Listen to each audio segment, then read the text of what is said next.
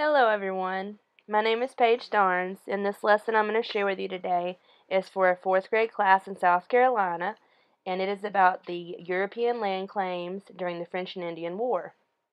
The main source of material that I used for this lesson was taken from South Carolina's Geographic Alliance website.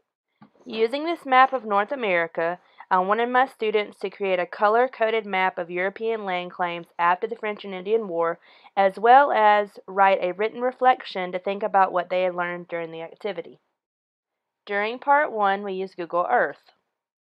East, south, west, so never eat soggy waffles, never eat sour worms, never eat sour watermelon. So if we use our compass and if we go east and we turn the earth a little bit, and if we look, if this is Africa, right above it, what would be right here that is east of us? Europe. That would be Europe. So then if we go back. During this activity, I wanted my students to help me locate North America and recall locations of European settlements before and after the French and Indian War. You learned this probably in 3rd grade. What mountain chain right here would we say?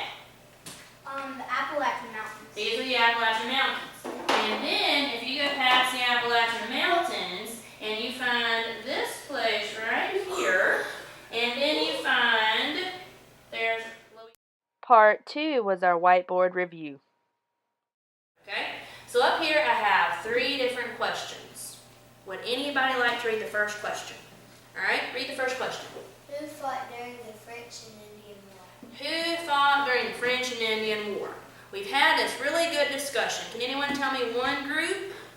Native Americans. The Native Americans. And they were actually on both sides of what we're about to figure out. So it was who won? The English. The English, or we could say the who? The British. Or we could say. And natives.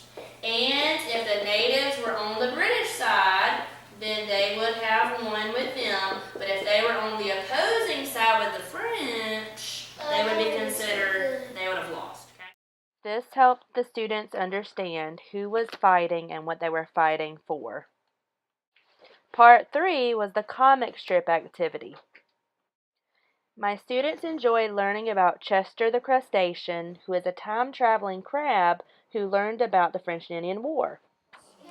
Hold your fires, said away. I am George and my men camp here while we are land in the Ohio River Valley. What was the name of the land? The goat-butted land in the Ohio River Valley. The Ohio River Valley, and that's what we showed right here between the Appalachian Mountains and what river? The Mississippi River. Part 4 is an actual media clip that I created for my students about the French and Indian War.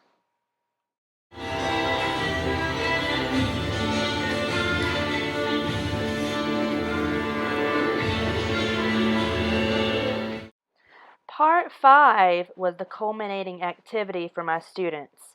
I put them into groups and allowed them to actually construct a color-coded map of European land claims using certain colors for Play-Doh, and they had to actually put them on the map in the correct location where the countries would have claimed that land.